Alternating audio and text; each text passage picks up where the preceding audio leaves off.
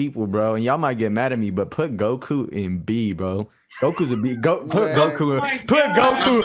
Goku in B, bro. As a character, bro, put Goku in B.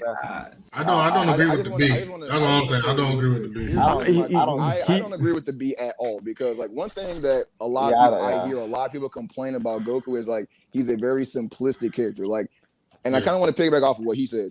Since when is being a simple character ever a wrong thing? Like when do we start like giving negative connotations on people because they don't have a deep, like, you know, intricate written story as comparison to somebody else? We're talking about they're a bad character. Like, yeah, that's fine. We're talking about how we're talking about how good the character is as a character, though. We're not talking about Goku is definitely more than a B character, though. Like what? Like just because like he's that type of guy that's like he's more laid, not like laid back, but he's a happy, kind-hearted guy that wants to fight. I wouldn't argue. Would you argue that he's an intricate character?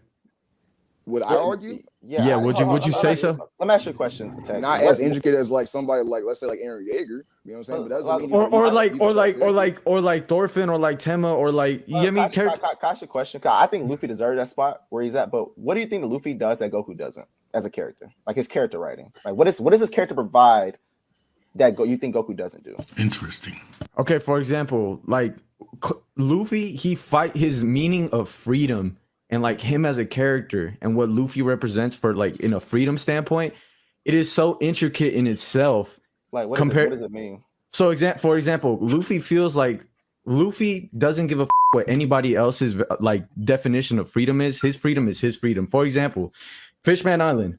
When the fish, you know how fishmen and the regular people, you know, it's like a racism kind of entanglement type thing. But Luffy didn't give a fuck about any of that. He said, guess what?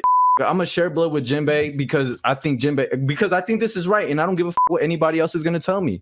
He punched a celestial dragon because one of the fishmen that he knew, the mermaid, was getting sold as a slave. Socked his, turned his ass back to the manga, sent his back to the manga. It's just Luffy as a character when it comes to freedom and his ability to rub off on other characters and other people. It's a lot more intricate. Goku does the exact same thing. Hold on. Goku does the exact same thing to other characters. Like his impact on other characters, like they even mentioned it in recent Lore arc of how he's impacted each of them.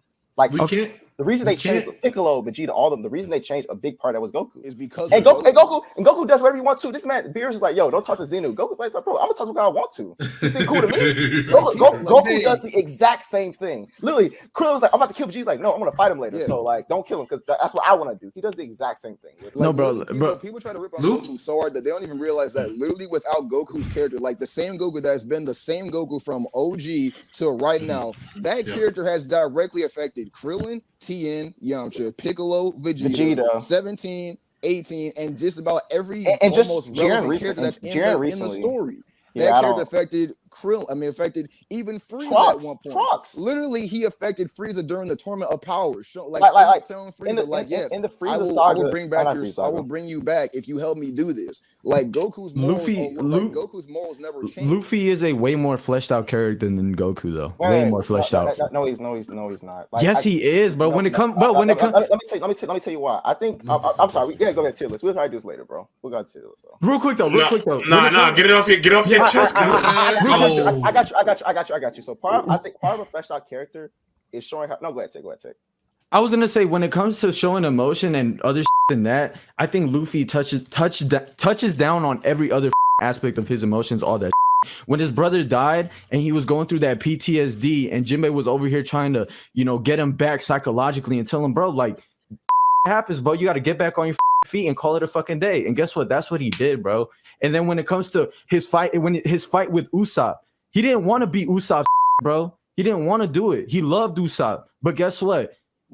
With the help of Zoro, he said, okay, I need to handle this as a captain. I have to take myself out of this, emotional bond that I have for this other person. And I have to handle shit as a captain, bro. Even though he loved Usopp to death, bro.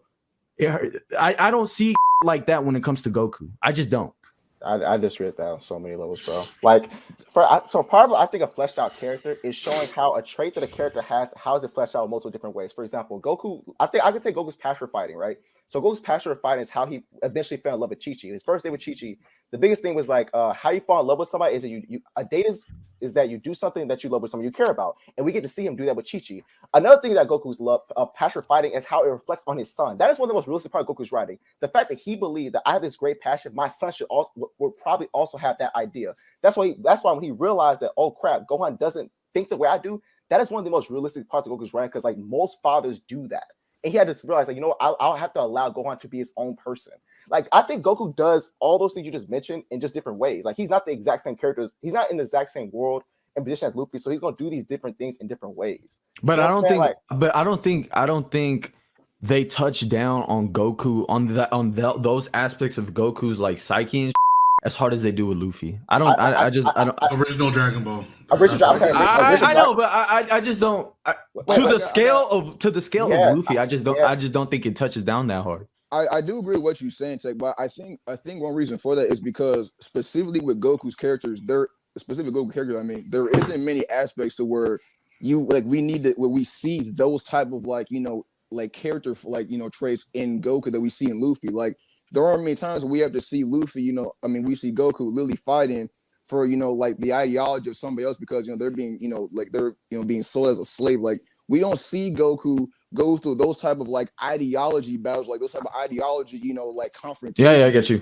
Then Luffy. So Luffy is in a position where like that's literally catered to him all the time. Like, you know, we see them aspects a lot more than Goku, because Goku is just truly not in the same situations to experience them type of ideologies.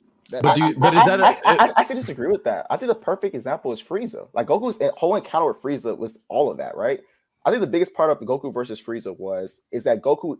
There's something Vegeta told him. Vegeta said that you being merciful and showing mercy is why you're not a Super Saiyan 1, and you essentially not being the ideal Saiyan is why you won't become a Super Saiyan. Like for example, when he first pulled up to Namek, he whooped the Ginyu Force, but he didn't kill them. Vegeta said, because of that, you're not actually a Super Saiyan. So the biggest part of that arc was that Goku's essentially his human upbringing and that nature that he grew up in is a trait that should be frowned upon. Is a trait that characters like with absolute power like Vegeta and Frieza have, but Goku doesn't have that mindset. But because he doesn't have that mindset, is why he became a Super Saiyan. Even when Vegeta was about to die, like Vegeta was like, bro, like if you keep showing mercy, you're gonna lose to Frieza.